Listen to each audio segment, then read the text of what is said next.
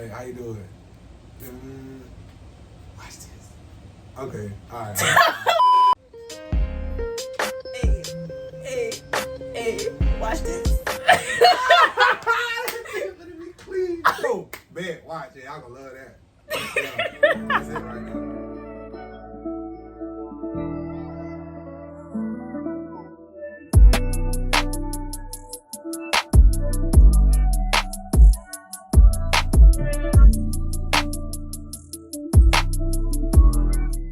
What it do, YouTube? It's your girl Nadia, and I'm back with another installment of What's Tea Podcast. If you haven't checked out my last one, make sure you go do that right now. I'll put the video right here. It was with my dog Lourdes. It was a dope video. Make sure y'all go like that, comment, etc., etc. Now for today, I have a special guest with me right now. Go ahead and introduce yourself, young blood. What's up, everybody? I'm Sharard the sharardxart on all platforms. That's it. I mean, I'm an artist, I'm a designer, I'm a creator. I mean, I pretty much do it all. My basis is acrylic on canvas, but like I said, I'm an artist, so I really can draw really well. I love to paint, but I design clothes, I do shoes, I do hats, graphic design, you name it. You know, this is mine. You know, all of that behind me, that's me. So, graduate of Florida A&M, played a little ball, little football, get my master's now. Actually working at FAMU right now as well as an intern with athletics. So, you know, just staying in my groove and doing what I do. All right. So we're gonna do a little something different for this podcast. So while I'm doing an interview with Sharard, we're gonna actually be doing a painting of this roach on SpongeBob, bro. This is an inside joke, but we just really thought it was gonna be funny, and hopefully my painting don't come out rough. So on to the questions. So when did you get into art, for real? The funny thing, so during COVID, I was right before COVID, I was interning with the Jaguars, Jacksonville Jaguars. I was getting another master's degree in sports management at the time. But once like the world kind of got on pause, I really just kind of had a change of heart on what I wanted to do in my life. And not that sports wasn't important. I felt like essentially getting a master's degree in a realm of, or a business where who you know gets you more money, I felt like I was kind of wasting my time, even with my experience. So I kind of just took a pause on everything and reevaluated, you know, what I was doing and where I was going. And I found myself sketching and, you know, drawing.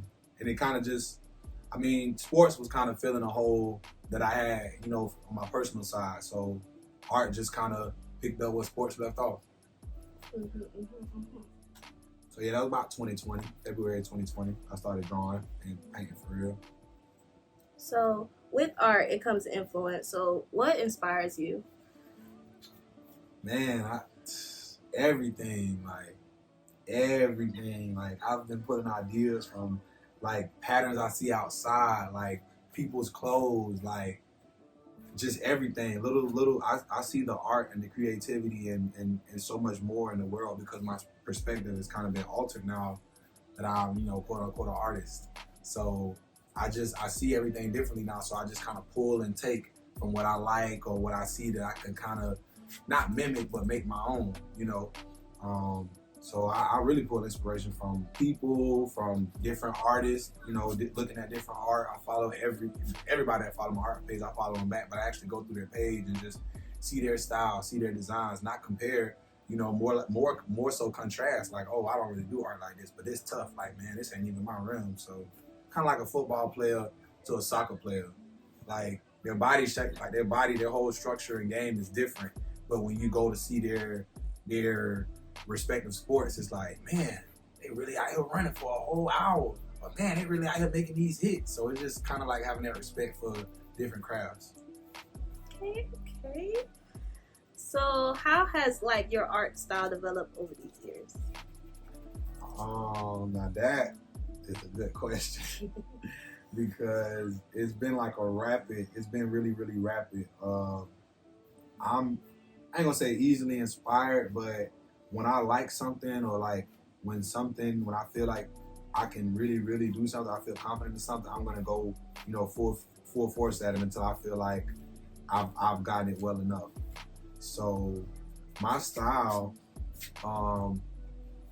is, I mean, it came from me, but I see a lot of different art. So it's really more so what I just said. I just take what I see a lot more, and I either do the research and find the artist, and kind of look and see what they do and have my own little mix, or just keep it.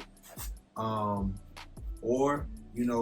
I just, what's really been working for me is, I guess, the patterns. So just developing a sense of dimensions in different people that I like. So you have Virgil Abloh, rest in peace to my guy.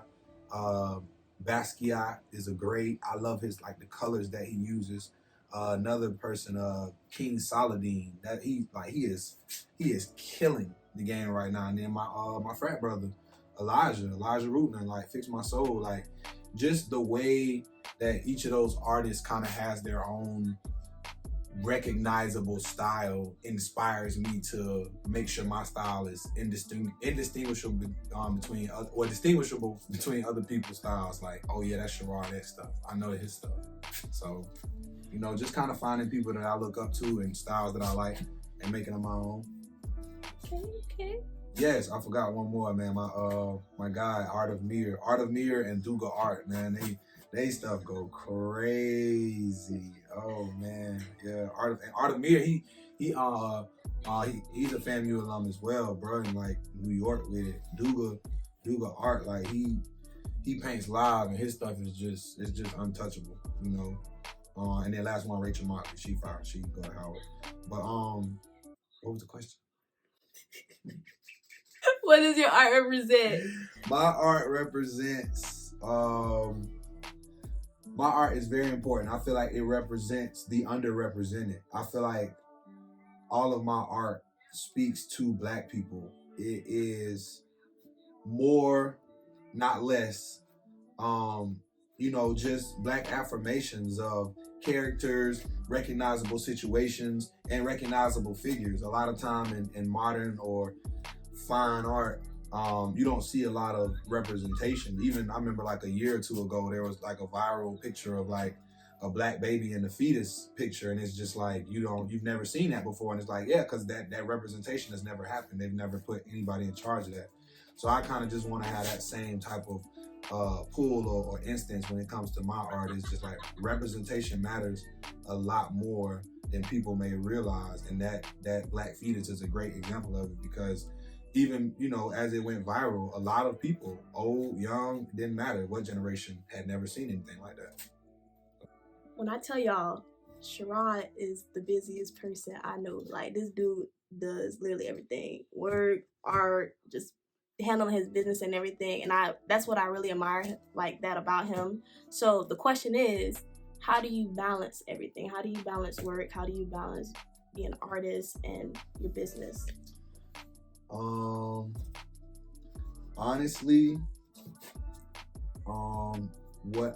what I know works for me is keeping, I mean, I have a journal, but I have a planner as well. Like, everything that I do, I want to do it. Like, I'm not just interning with athletics because I wanted to be on the sideline. Like, I really wanted to learn something, and I'm getting class credit, and then it gives me something to do on the weekends, besides be, locked up in my studio.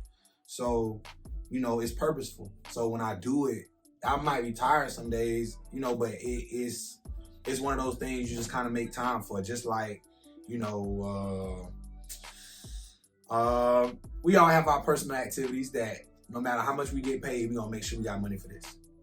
Whether it's gas, whether it's, getting steak instead of noodles, it's certain things we just can't go without. We ain't getting that off-brand ketchup. It ain't gonna taste right, So it's just little stuff like that. It's just kind of like, okay, my off-brand ketchup is, just having, idle time. Like, I'm always busy, but when I'm done with a project, or like when I'm finished with something, the fruits of my labor, it's nothing to even brag on. It's like a self-fulfillment. Like, man, I did that. Like, man, I really wanted to knock this out, and I did it. Like, I wanted my art business to make $2,000 this month. You know what I'm saying? I wanted to make sure I got this many hours with FAMU. Yeah, I'm a full-time teacher, but I don't see that as a handicap. Like that's my money. When I get off from work, okay, I'm clocking back in, but I'm at a job that I like. And if I have to leave here, I'm either going to FAMU or I'm going to handle something pertaining to my business. So I guess the juggling of it all is just really prioritizing. Like you really gotta want it. Like I want to make money with my art. I want to make sure I get this grade for FAMU. I want to make sure I got money from my job to pay my bills. So just having all that, prioritized, you find little pockets of free time, but you find a groove and you stay in it. All right. So with all this, it comes with challenges. So what is your biggest challenge being an artist? Honestly, it's kind of, it's kind of like an artist flex now, but I see why I've heard so many artists say it before. This actually, what we're doing right now is the first piece of art I've done in maybe like 2 or 3 weeks that I've wanted to do personally. Like, not to say like people paying me in the commissions and stuff, like, hey, y'all come on now, hey, I love y'all. But like my personal art, I don't have time. I am getting more requests and just, sales for me to do other things. So it's like, I want to do my new art because I'm getting better every day. Like I'm getting more inspired every day, but I'm having to use that new skill set to make this money that's coming in. So it's a good problem, but it's like now, like I'm really having fun with this, and it's like, yeah, this is more why I paint. Like to have images. Like this is a funny insider, but it's funny because it's serious. So, yeah, it's not a bad thing, but it makes me kind of appreciate when I first started, because I was posting pictures every day, but I was painting every day. And I was, I might be doing a pair of shoes today. I might have to press out some jackets tomorrow. So you're welcome. Thank me for that. So, any dream projects you have for the future? Yeah, I got a lot of dreams. They more like goals, but yeah, I can't even speak on them as dreams because they really goals. I don't really, at the rate I've been going and what I've been able to do, I know I'm gonna get a mural on FAMU campus on the illustrious. Gotta make that happen. Gotta put my name on my alma mater. I want to get commissioned by the state of Florida. Like I want the state of Florida like to commission me to do something, because I know it's gonna be, documented and done well. Not to say that, museums and all the other places won't, but, doing something with a state in the United States, that's iconic. Mm-hmm. So that's a goal of mine. And I want to be in like a really big museum, not like the Smithsonian or nothing like that, because that's more so for like artifacts, but like, I want to be in something big in LA or in New York, or at the same time, do it both ways. What are you doing to ensure you continue to grow and develop as an artist? I'm really it's hard to be, but I keep myself hungry. Like I want to be a better artist. I really want to be a better artist. Like every time I see like a painting of mine, or like I see like, oh man, I can really see what it's looking like now. Like I can do this. It's kind of like, man, where am I gonna be in like 3 months? Where am I gonna be in like 2 years? And this is we on year 2 still. We ain't even, in February it'll be officially year 3, but I've worked with 3-4 major organizations, got 2 partnerships, a sponsorship, and that's just the big stuff. Like I've it's been a great journey. That's why I say like that stuff not dreams. Like art can take you places because it's so multidimensional and objective. So a lot of people, have their opinions. But yeah, So you got a lot of art in here. When I first saw it, I was very overwhelmed. Mm-hmm. But once you like really, really look at it and you really observe it, it has meaning to it. So describe one of your favorite art pieces. why, the meaning behind it, why you like it, etc., etc. I'm gonna go with the one directly behind this Malcolm X and Muhammad Ali picture.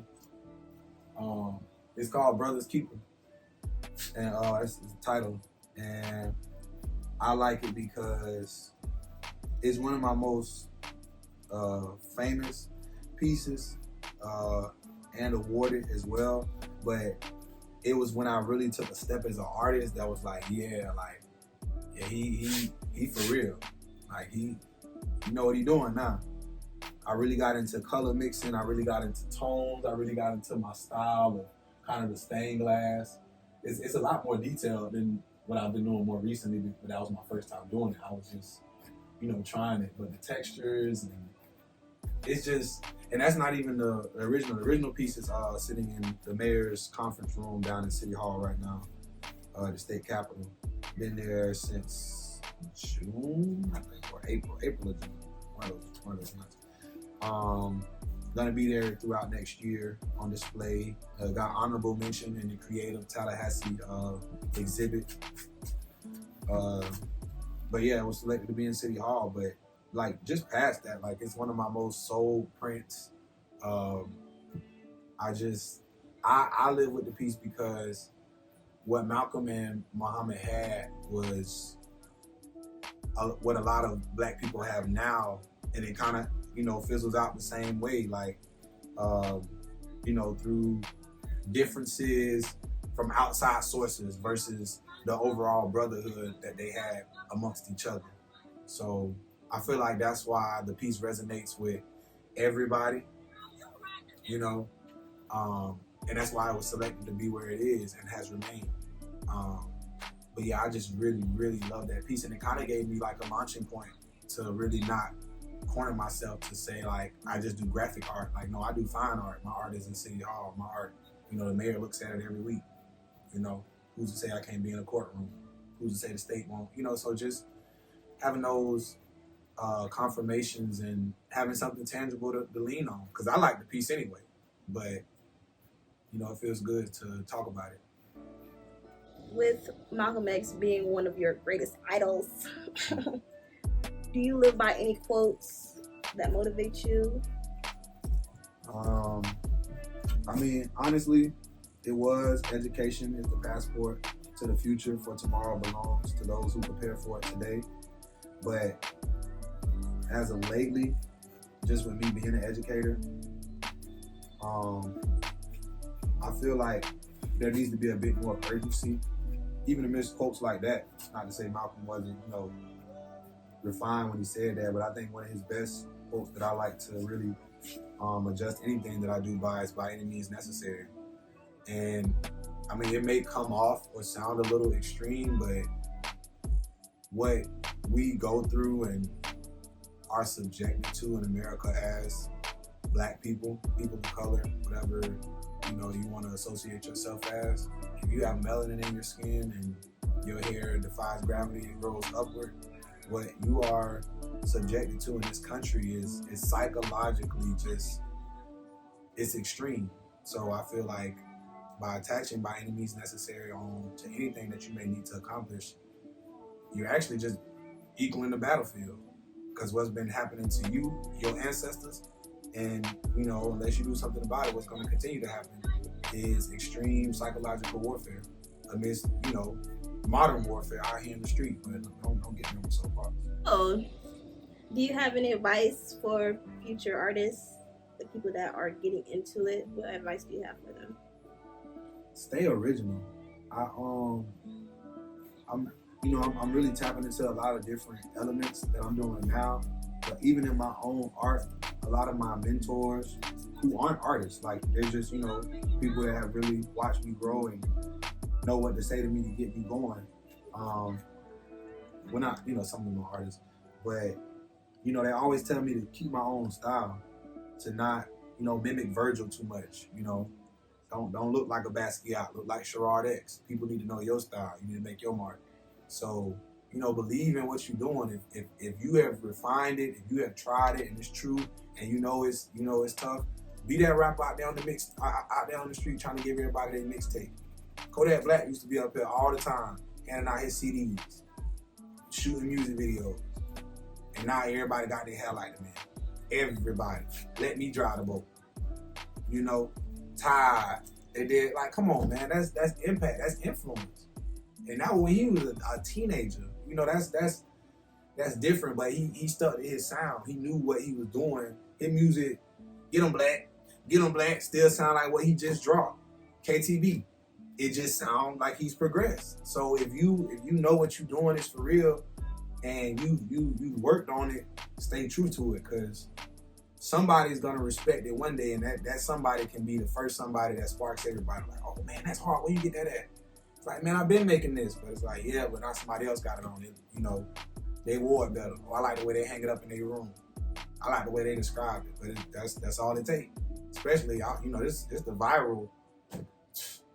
Anything go viral now, so you gotta stay true to what you're doing. So, any projects that you're working on now, are you willing to share with the audience? I'm so glad you said willing to share, because it is something that is just, it's like money burning a hole in my pocket, and I can't tell nobody yet. They'll know soon. But yeah, it is one I'm willing to share, because that's what I got to work on over the break. I'm currently designing some flashcards for a company that makes basically educational tools. They originally commissioned me to help make an educational board game called Play Black Wall Street. But now they have like their own comic series. It's called Rose and Rodney. But they're basically educating people to the events that took place, you know, in the 1920s in Tulsa, Oklahoma, and a little bit past that. The animated series, the voice of the girl is actually, oh Lord, I just had a name. She played on Living Single. Not oh man, I cannot think of the lady's name. That's so crazy. But yeah, she worked with Queen Latifah in The Office. Y'all know who I'm talking about. I can't think of the old girl's name. But yeah, she's the voice of the character, so it's a pretty big project. Like, I'm really excited to be on it and work with them. And I'm the head, like I'm the lead designer, so everything I'm making is gonna be on the flashcards. My logo gonna be on the box. I got about 20 other designs done already.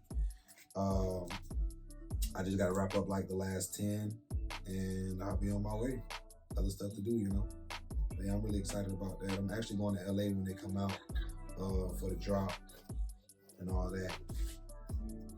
Sharard used to do everything at FAMU. Man, tell the people what you used to do when you went to the illustrious. Well, my freshman year, I was part of the fall 13 class of the FAMU Strikers, dance troupe. Make sure you put that DT on there. That year, I was also a part of the FAMU Gospel Choir, the illustrious, the world-renowned FAMU Gospel Choir. I also had interest, extreme interest, to be on the FAMU football team, but I was informed that the team was full and to come back next year. And unlike most of the friends or the people that you know that say, oh, I could have played, I could have did this, that following spring semester of my freshman year, walked on to the football team successfully. So my freshman year, I was in the gospel choir, I was a striker, and I played football. No problem. Well, actually, I ain't gonna say that, but I was living. And then, you know, following that, you know, I became a part of the Student Athletic Advisory Committee, doing a lot of volunteer work, eventually became the president.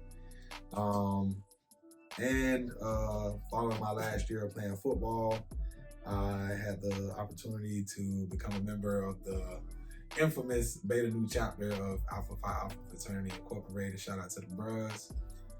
You know, so I had a delightful time at Florida A&M University. Every year was an adventure, or, you know, just a different part of learning more about myself and being able to express myself in whatever it was I wanted to do, whether it was singing for the Lord, whether it was playing football, whether it was giving back to my community, or whether it was becoming somebody that I knew I wanted to be, and being an alpha man. So, and then eventually a graduate. So it was just a great stomping ground to become a man. So when you're not doing art, on word, what do you like to do for fun? I have lost my fun. All I do is art. No, I mean, I really just kind of told you for real. Listen, I'm a striker. I don't think people. I did not think this dude was a dancer for real until he started actually dance. I was like, this nigga was getting it for real. Yeah, me and my dog. See, when we was a striker, campus was different. In 20, I know I sound old, but campus was different back then because a lot of the Greeks had just got off of their suspensions. This was 2013. Robert Champion, God rest his soul, he passed in 2009. So 4 years later, the campus was still kind of, the other organizations kind of had the pull. People was moving out of the way for them to stroll. But Greek people was in them organizations because their organization was suspended. They gave they all to the step team organizations, to the dance organizations. They didn't have what they wanted to do on campus at the time. So it was part of other organizations, and some of them stayed around long enough to pledge, but then it was kind of like, okay, now you got this mix. Because the dancers are going to stroll, but the Greeks for sure going to stroll. So, I saw a whole nother, I saw fights on campus between organizations. My freshman year was crazy. I forgot the question. So what are you doing outside of art? Oh yeah, I be dancing. I mean, I really don't. Listen, my art, it consumes me. Like, it's making me too much money. It's getting too much attention for me to do anything else. I go out with my friends, but I ain't going out unless I'm with them. And we finna cut a rug. I'm putting on my dancing shoes. But I like to exercise, I like to work out. I love to run. I'm addicted to running. I like to read. I don't really watch too much TV. And then, yeah, I'm big on Malcolm X, and I'm big on Black history in general. So I like listening to speeches. Like, not necessarily watching them so I can, draw while I'm listening, but I like to learn. Yeah. All right, I think I'm done. I might put a little rock on the wall. I mean, a little thing on the wall. All right, man. So this is what I got right here. Mine's kind of tough. I'm not even an artist like that, for real. But this mine's right here. All right. I was rushed. I think mine's better, but let me stop. I'm jealous. But yeah. Any last words for the camera? I mean, that's all I got for today's video. I hope y'all enjoyed. I hope that y'all learned a lot about this little dude right here. Make sure you guys like this video, comment what y'all want to see, subscribe to my channel. We're on the road to 100 subscribers, bro. We're literally three subscribers away. Make sure y'all subscribe to my channel. I'll put all his information down in the description. Make sure y'all go follow him on all his platforms, and seems like he had a good time. Did you? I did. Be ready to see me on major platforms very soon, guys. I'm telling you. You've been there before. Your mama probably shot there. It's coming. Be ready. I think I deserve a sweatshirt after this. Yeah, that's all for today. And until next time, peace.